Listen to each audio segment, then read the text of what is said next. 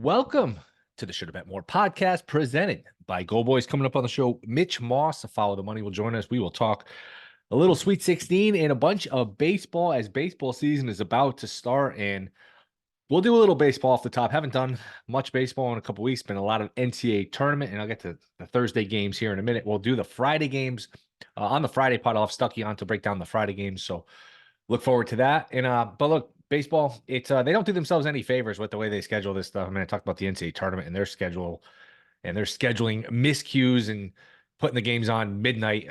Watching Yale, San Diego State, 1 o'clock in the morning on the East Coast is not the idea. I don't know why they do it. Baseball, same sort of thing. I mean, baseball opening day used to be its own sort of thing where, I mean, you look forward to it, you count down the days, and it's its own thing. I mean, sometimes it was on the Monday of the championship game, which is fine because that game on championship Monday, the title game isn't till like 9:30 on the East Coast, 9:30 at night. And you had all day. Most of the games are during the day, and baseball could have that day. That day could breathe a little bit for baseball. Now you're okay, sort of same thing on Thursday, but you're going against the Sweet 16 games where look, you got the day games to enjoy it, but some of the night games to compete against the Sweet 16, I wonder if they could have worked something out. But regardless, it's here. Once it's here, it's great. I mean, the great thing about baseball is once it comes, it's every day. It's not like football where you have to wait a week for a game or, NBA where, I mean, the regular season is completely shot, but baseball is here. It's tricky to bet on early in the season because there's just so many moving parts. It's, these pitchers pitch less and less. Forget early in the season, middle of the season, end of the season, playoffs. These guys sometimes, go once through the lineup. It's such a reliever heavy game that it makes it tough. And, it definitely makes it tough too. The spring training is in Arizona, is in Florida at 70, 80 degrees. Now you put these guys in the Midwest and the East, it's 30, 40 degrees in some of these spots. So it does affect the command for these pitchers. The pitchers don't go that long. So it makes it tough to handicap, but some fun series. We got Phillies, Braves. Braves throwing Strider against Wheeler, playoff rematch the last 2 years. That's a fun one. Braves laying minus 125. I think anytime you can get the Braves that cheap of a money line, you probably do it. Obviously, Wheeler's really good. So that's a fun one. Braves might be worth a look there. Orioles are a little cheap. They look at minus 180 against the Angels, or it should be awful again, especially now with no Trout. Yankees Astros is a fun series. Yankees throwing Cortez to start the season, which is not the idea here to put Nestor Cortez out there opening day. They don't have enough pitching. They didn't do enough to address the pitching with the Cole injury. I don't think with Cole, who was the best pitcher in the sport last year, I don't think with Cole they had enough pitching. Without him, they're in major trouble. Astros always give them fits. So Yankees in Houston's a fun one. So it's just nice to be able to look at the baseball card and see the lines, see the matchups. It's a lot of fun. A couple teams that I think Red Sox, Mariners, Diamondbacks against the Rockies, who should be awful. Rockies are one of the teams under 59.5. That's one of my favorite over-under win totals. And Cleveland, I think, should be better than people think. They're plus 350 to win the division, plus 250 to make the playoff. This should be a playoff team. I'm pulling up the exact numbers. I had them written down. I don't want to give out a stale line. I hate when people do that. Hey, I got this at 8-1. It's 3-1 now, but I got it 8-1. Nobody cares. Plus 350 to win the division. That's pretty good. That's a pretty good one, I would say. For a Cleveland team with a lot of pitching. Minnesota's good. They're not great. So Cleveland would be one, and they're 79.5 for a win total. That's that's a pretty enticing number. So Cleveland's one I like. The plus 185 to make the playoffs. Again, shop around, make sure you get the best price. Looking at awards, and I like betting these awards, but there is not a lot that's appetizing. I think with betting being more popular, it's just they really shrink these numbers. I mean, guys like Tarek Skubal and Cole Reagan's 9-1 to win the Cy Young Award. I mean, they just Judge is 5-1, Acuna's 5-1. Look, if you catch a 5-1 ticket, that's great. I feel like this has gotten this way with the NFL MVP, where hey, Lamar wins it at what 12-1, 15-1 before the season. That's a good number, but there's so many guys that can win it.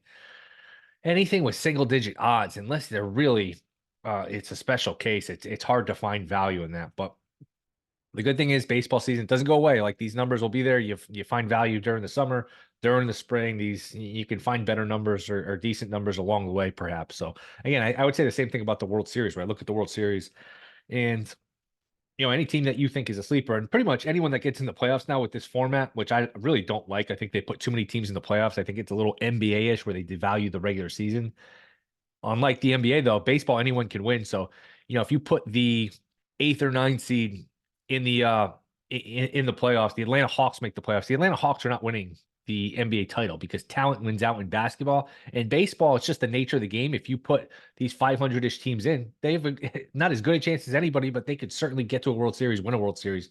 They've really devalued a 162-game season. I think they put too many teams in the playoffs. I thought it was perfect when they had the 3 division winners and then the 2 wild cards would play a 1-game playoff and the winner goes to the playoffs, the loser's out. I thought that was perfect. Add a little drama to start the game 7. I think this new format, these teams that are in that win their divisions that have the bye, they sit for too long. I think, look, the 2 out of 3 are fun, but you put too many teams in the playoffs. That one extra team does make a difference. Now you put 12 teams in the playoffs, and some of these division winners, one division winner doesn't get a bye to the playoffs, and they're in the mix with the wild cards, which I don't like. So too many teams in the playoffs, in my opinion. But just looking at these numbers again, Dodgers plus 350, Braves plus 450, Astros 7-1, Orioles 11-1, Yankees 11-1. It's okay. Mariners 19. Well, I shouldn't even say it's okay. If you're the Yankees, you're not even a lock to win your division. You're gonna have a hard time winning your division. And if you like them to win the division, just take them to win the division, then go round by round. And if you don't win the division, now you got 4 rounds of playoffs to go through, and you're only getting 11-1. Again, Reds are a nice little sleeper team, but they're only 45-1. Like the Mets are not winning the World Series this year. Maybe they could sneak into the playoffs, and I guess who knows? And you can give me that whole thing. We got a good offense, a good bullpen. 55-1 on the Mets. I mean, you should probably get a little better. You get the idea. These numbers are just not long enough to fire on anything. Again, their numbers aren't going anywhere either. So unless something dramatic happens, you can find most of these numbers along the way and do just finding not tie up your money for. And let's face it, if you're betting baseball, if you're betting awards, MVP, Cy Young, one of these awards don't cash until the middle of November if it hits. So I mean, it's March now. You're tying up money for a long time, and even the season long stuff, over under wins, that kind of thing. It's first week of October. So I mean, it's still a long time to tie up your money. So that's the baseball. Excited for it to start. I don't find it that easy. It's difficult to bet early on just because of the weather. The pitchers aren't built up. The pitchers don't go that deep, but I will be into these series. Yankees, Astros is fun. Phillies, Braves is fun. And it's just nice to have it back because there's just so many games. They're on every day. It is a lot of fun. Marlins really missing a lot of their pitching. I didn't realize how banged up till I was starting to go over some of the stuff. Marlins have a lot of pitchers. Uri Perez, Cabrera, Braxton Garrett, a lot of their pitchers are really banged up. So that's the baseball. We'll get to some of that with Mitch Moss in a minute. Just quickly on the basketball, these games are great. Now, we didn't get the upsets. The games were kind of boring on the weekend, but the good thing about not getting upsets, you get set up here with 8 really good Sweet 16 games, and you're going to get a bunch of good Elite 8 games too, because there's just, other than NC State, who's a nice little Cinderella story, you're not getting any intruders here where these teams that just don't belong. It's all blue bloods. It's all the elite of the elite. It's the cream of the crop playing here this weekend. So just go through some of these games. Arizona, Clemson. I would lean towards taking the points here. Again, as great as these games are from a viewing standpoint, I don't know that there's anything that stands out to me as super bettable. I would say Clemson, take the points just because I do think they have enough ability to limit Arizona at the rim, make them shooters, and just hope Arizona misses, which is really all you can do against Arizona. You can't take away everything. They're so good at the rim. They're so good in transition. If you can just play zone, make them shoot, who knows? Maybe Clemson can hang in the game. I would still think Arizona would win. And if Arizona can get to a Final Four, that Final Four is in Arizona, so keep that in mind. UConn, San Diego State, rematch of the title game from last year. UConn laying 11 or so. It is hard. I know it looks like a lot of points, and it always looks like it's a couple points too high when it's UConn. It is very hard to go against that UConn team. They're so good. I just don't know if San Diego State can hang. I think we'll see a game similar to last year, and it is a travel disadvantage, a schedule disadvantage with San Diego State too. Where remember they were the late game Sunday night against Yale. That game ended after midnight, and that's on the West Coast. Now they're going West Coast to East Coast. This is an early Thursday tip, 7:00 East Coast. So again, and UConn, aside from the schedule advantage, the fact that this game is in Boston, you get the advantage there. UConn's just a machine of a team. They are a much better team. You figure, hey, at some point maybe they're due for a bad game, but they are just such a good team. I would expect UConn to win that game and cover. The winner of that, if they do win, the winner of Iowa State, Illinois will be their next opponent. That will not be an easy game, and that's a hell of a game. That might be the best game of the weekend. I don't know where to go with that game. Again, that's more a game. It's more fun to watch than it is to bet. I don't know where you're going with that. I guess I would go with Illinois just because they probably have the best player on the court in Shannon, but that's a completely evenly matched game in my opinion. So those are the games. Then Bama, Carolina. Can Bama get enough stops? I mean, they're never going to get a lot of stops. That was an interesting game against Grand Canyon where it was actually turned into a rock fight. Grand Canyon missed a ton of threes, missed a ton of free throws. Can Bama hit enough threes to overcome their defense? I think they could. I wouldn't be shocked if they won that game. So I would lean towards taking Bama with the 4. Again, nothing I'm like, oh my God, I love this bet. I have to bet it. The lines look about right. These teams are all really good. The games are all really good. Um, Nothing really where I'm just plus the underdogs did so poorly last week. I'm kind of in my own head where I don't want to take the underdogs because they've been doing so poorly taking the underdogs.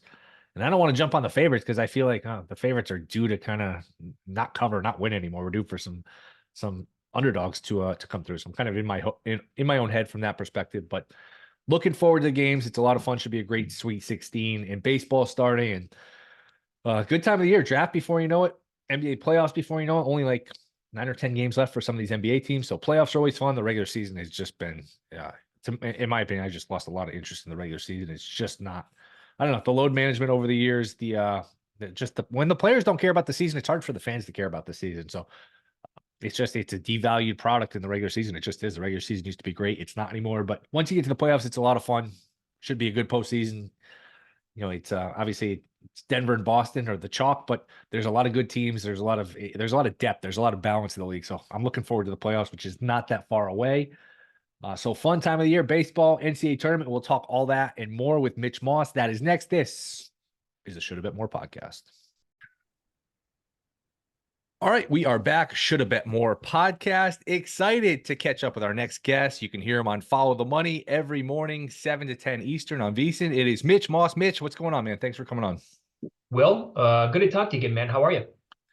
Always well. Fun time of the year. It's what the March Madness is so all consuming. Once it ends, you look up and boy, it's baseball season. It's NBA playoffs are almost here, Masters. So it's fun time of the year. The depression of February post Super Bowl is definitely gone, and it's a lot going on. It's the way that the sports calendar works now. You really don't have any downtime whatsoever because it used to be where the Super Bowl would end in either late January or very early February, and then you could all kind of like take a collective breath around the NBA All-Star break, and then gear up for March Madness. And it just doesn't work that way anymore. Now that the football season's pushed back, as soon as the season ends, it's like the same time it's the NBA trade deadline, and then it's March, and then forget about it because that whole month is just bonkers. But then you have an early opening day, Major League Baseball. You have the Masters, and as you said, the NHL and the NBA starting. It's like, okay, maybe in June now we can take a break. It's there's so much going on. They really figured it out with the sports calendar. Yeah, they sure did. I felt like last year it was a little more not rushed because I love when the tournament gets here, but this year I felt like I was itching for the tournaments to start because everything started a week later. We didn't have the selection till St. Patrick's Day, where right around March 1st, I was starting to get a little itchy. It was like, all right, some of these tournaments should be starting. So I did feel it like that little period dragged for a week. But you make a good point. It used to be a good like 6-7 weeks between the end of the Super Bowl and the start of March Madness. It's really the end of the conference title games in football because after that, it's 2 weeks till the Super Bowl. It's only one game where that's really where the lull sets in. But baseball is about to start Thursday, opening day. What do you like in terms of futures, awards? Take it any direction you want to go. So I'm kind of buying into the Orioles again this year. I mean, they caught my attention not last year, but 2 years ago when they were a great story, and I thought, man, they're really onto something here. So they had to put up with, the 3 to 4 years of just being like the Oakland A's now, right? Or the Astros before them. And people forget about that, what the Astros turned into for being patient. Now we're kind of seeing that with Baltimore. I think they're going to be really good again this year. I bet them various ways. There are so many, by the way, Will, there are so many markets that you can bet with Major League Baseball that you could spend all day long looking at just a couple of different apps and be like, okay, now how do I wrap my head around this one? How do I come up with a bet on this? So we look at their schedule to begin the season. It's not difficult at all. They get a lot of weak teams from last year who don't have a lot of expectations to begin the season as well. I bet them at Circa, I bet them most wins in March and April. It's not the sexiest number. It's 6-1. I had the Rays last year at 14-1, and they started 13-0 and won that market or won that bet. But 6-1 overall. If you look at the schedule over the first month, it's very manageable. I think their offense is just completely loaded to the gills. pitching's going to be fine. Don't love it, but obviously improved with Corbin Burns, and long term, I think they'll make another move this year. So I love the Orioles. I love them for most, like them for most wins. I have them to be the last team to lose a game this year. I also have them to start 5-0, and I think the longest winning streak in baseball for the entire season. So I'm high on that team. I'll tell you, the awards market, I am kind of going to let it play out a little bit this year. Now, I have a couple of bets. I love the way Freddie Peralta closed the season last year for the Brewers. He's now going to be the ace, which could be good or bad for the Brewers now that Burns is no longer there. His numbers were absurd for the last 2 months of the year. I think maybe the best overall in the National League, in fact. But I found a rogue 100-1 on him. I know the number is no longer available. I get it. So, but this is what happens if you're paying attention and you get down on the stuff back in February. You can find maybe some numbers that you thought might be a little bit longer than they should have been. That was one of them. I think that here's the thing, like the American League Cy Young, I think is completely wide open, right? Because there's no more Dylan Cease. Garrett Cole is banged up and going to be out to start the season for quite a while. And there's no more like Shohei Ohtani. So that ties into the American League MVP and the Cy Young. But I just can't identify the person that I want to be on to start the season. I know there's a lot of steam out there, and his numbers come down on Cole Reagans for Kansas City. I missed what would have been the best number on him, so I'm not going to force a bet on him. I also, I know that nobody will agree with this, but I think that there's a chance in my life. I kind of look at Cy Young awards as the MVP in the NFL. I'm always going to bet at least one running back to win the MVP in the NFL, because I do think, like, in my lifetime, we'll see another running back win. And so the trick is trying to identify that running back that's 200 or 500-1 that can have a breakout year or a career year and be in the mix and potentially win. I was on McCaffrey this year. I was on Jonathan Taylor the year that he broke out. He was in the MVP mix. I was on Derrick Henry.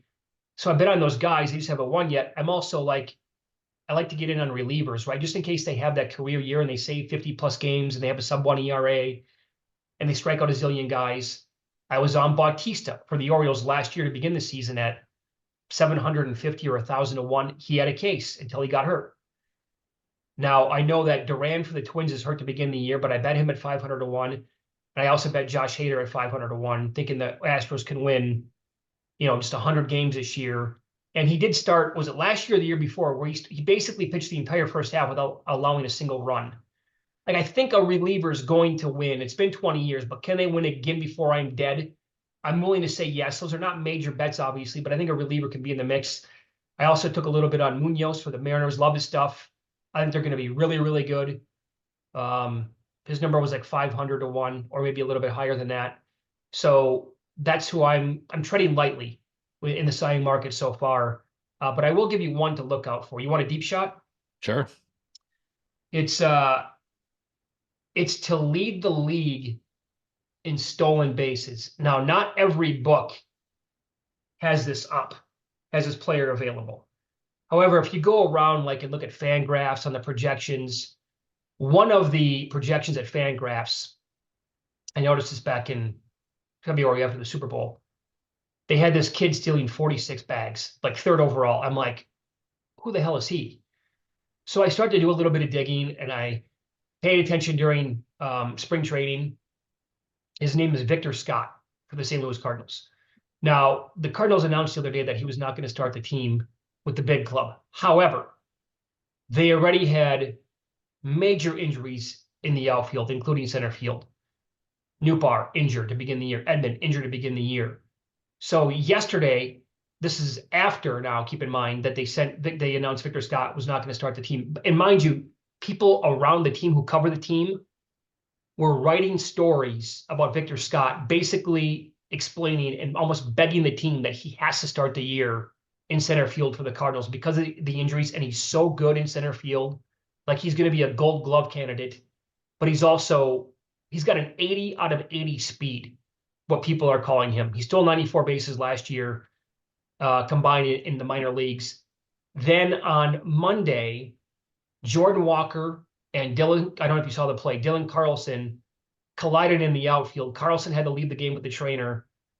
Katie Wu, who covers the team, tweeted out that they were waiting on clarity of Carlson, who suffered a left shoulder injury in a collision with Walker. If Carlson misses time, Michael Ciani would be the only remaining player currently on the projected roster who can play center field. Like, this is a deep shot. I get it. I found 120 to 1 on him and 75 to 1 on him to lead the league in stolen bases. If you want it, like, if you want to start the year with a guy who might not even be on the team, but if he does, I think he has a chance to be so impactful and so fast, and it will remind Cardinals fans of like the mid 80s with Vince Coleman and Ozzie Smith and company when they just stole a zillion bases. And he's going to be a fan favorite. See what you can find as a huge number on Victor Scott to lead the league in stolen bases. Might not be worth a fly. It might not be a bad bet, I should say.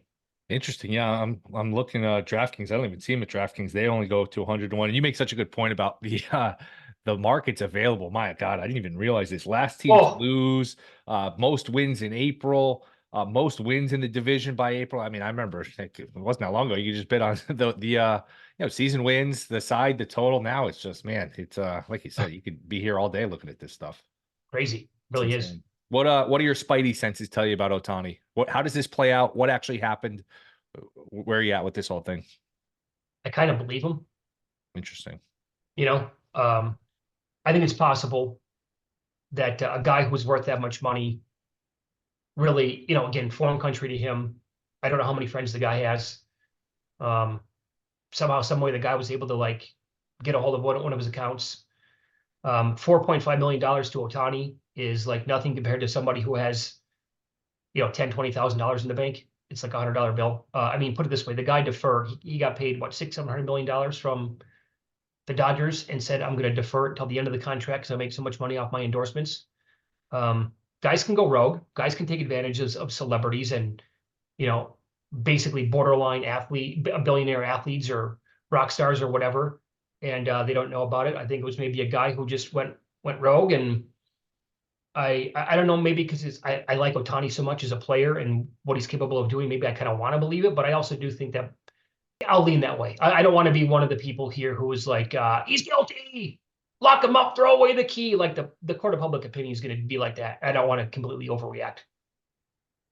Yeah, it's interesting. Even if like worst case scenario, and I shouldn't say worst case scenario, but let's just say you found out, hey, he was placing the bets. Like, it's tough because he didn't grow up in America. He doesn't really speak the language. Who knows how much of the language he understands? And it's not like it's clear, like, hey, betting's 100% illegal. Like, betting's legal. So, I mean, it's easy for us to be like, oh, how could you not know better? But if you didn't grow up here, it could be confusing. So I'm fascinated to see how it plays out. So you think he'll be fine? This won't play out where, hey, he's suspended and misses any time? That I don't know, but yeah. I would lean towards taking his side in this whole story as we speak.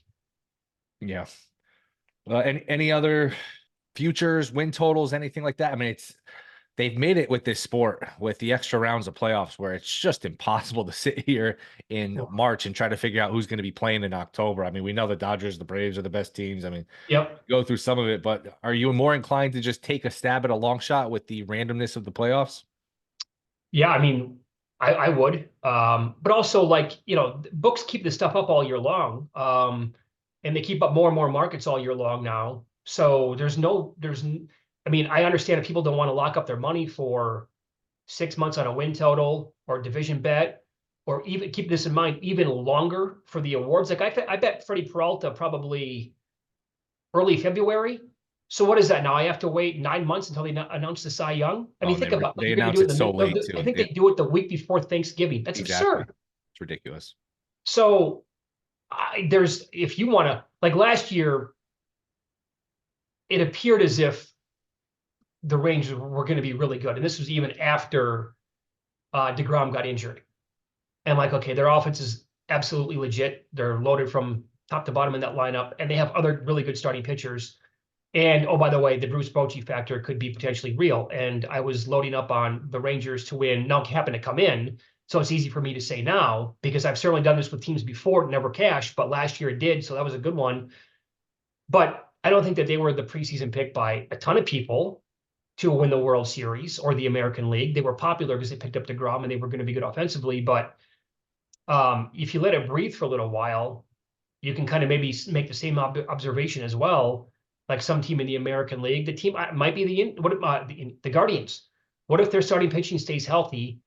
I think there's a chance that rotation can be really, really good. And if their offense can just take it up a half a notch or a full notch, they can be pretty dangerous, I think, in a weak division. Same note, maybe the Twins. If their starting rotation can be okay, despite losing, a guy like Sonny Gray. The West is going to be completely loaded, but that team out of that division this year that could surprise would be the Mariners. There's a lot to like with that team. But again, if you don't want to get involved right now, you can maybe give it a month or two to breathe too before you get down. Yeah, I don't think they do you like any great favors with these numbers. Like we were talking about Cy Young, like a lot of people like Cole Reagans. He's 9-1, like nine Yeah, to I'm not one betting for that. Cole Reagans. It's crazy. And No. again, the Mariners, yeah, I could see a path where they have a really good year and get in the playoffs, that pitching and everything. Like 19-1. I mean, 19-1 is just it's okay. I mean, if you cash 19-1, it's a hell of a ticket. It's just not cutting in line to bet the Mariners at 19-1. No, and in fact, you can maybe hope that they start off, maybe Right. they have an injury. You don't hope for that, but maybe they do. Well, most teams do at some point. And then the guy comes back 2 months down the road and they're not, playing their best ball. And 19-1 right now turns into 35-1 in 6 weeks. And okay, baseball's a long season. Can they regroup and get it together? They went on a huge winning streak last year. Of course that can happen. Yep, no doubt. Do you have a favorite Sweet 16 bet? Probably Duke, late 18 cents today, taking the 4.5 against Houston. I know it's going to be in Dallas, so in theory, it's somewhat of a home court edge there for the Cougars. And I think the Cougars are really, really good, but we can all agree that they're not deep. They've lost a lot of guys so far. I think Duke is also like really good. And all their Ken Pom numbers, they're super strong. They fit the criteria of a team that can win the whole thing, as does Houston. But you know how Houston likes to play, Will. It's very physical. They like to dictate what's going to happen in the game. And that was a very physical game against Texas A&M in the round of 32. If A&M hit their free throws, and they're not a good free throw shooting team, but if they did, they would have won the game.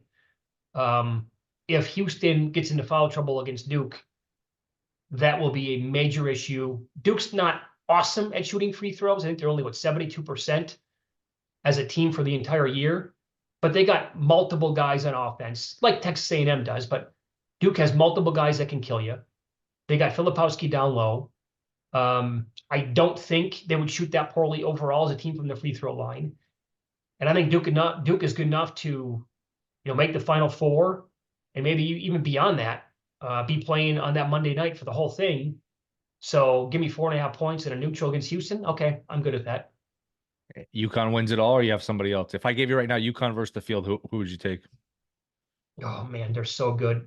However, I do remember when that prop has been available for the 2015 Kentucky team. Right. They were minus odds on to win the tournament, like before the tournament started.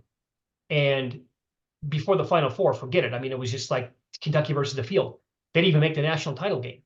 Now, there's a major difference. That's John Calipari compared to Dan Hurley.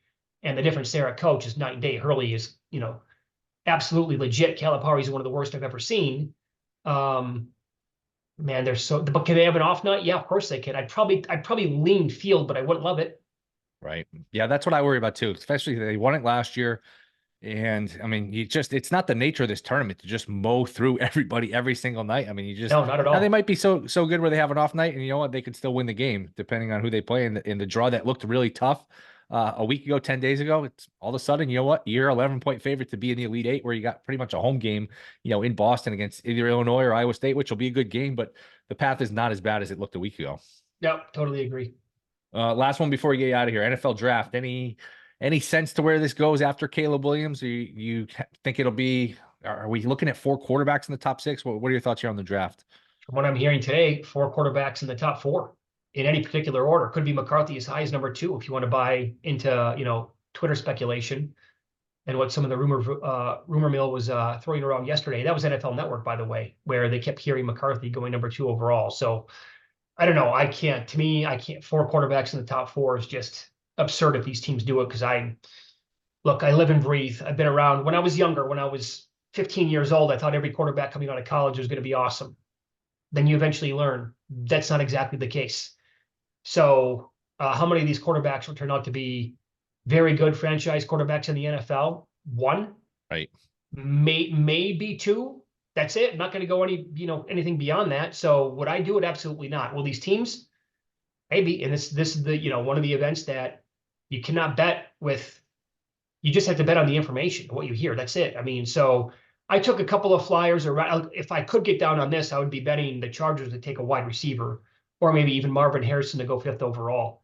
I don't have access to that in Nevada, unfortunately. That would be one look. And I did bet the Jets to take a tight end at 5-1. You can still find that around 2-1 at last look. I think there's a pretty good chance that they could take Brock Bowers 10th overall. Interesting. Yeah, it's tough with betting the draft because, you bet the information. We're still a month or so away, around there, 3 weeks away. And then you're betting information. Then something changes and you have a bad bet. Like I thought Jets to draft an offensive lineman a couple weeks ago was -175. Oh, great bet. They Sure. signed a bunch of offensive linemen. Now I don't know that they're taking one. So Yep. you can twist yourself in a pretzel too if you're just constantly chasing the information. Plus, there's not as much out there. I mean, the books have just been less willing to post this stuff. Yep. And I think that's probably going to be the case moving forward too. This year is going to be, I think, what it looks like moving forward. You know what I'm saying? Because I think books have posted stuff around the combine before. Right. And you had basically 2 months to get down on it. Now it's not the case. Yeah, I wonder. I think the Paolo Banchero NBA draft was a big wake up call. Where hey, maybe the bettors have more information than us as the books, and we're going to take our ball and go home a little bit.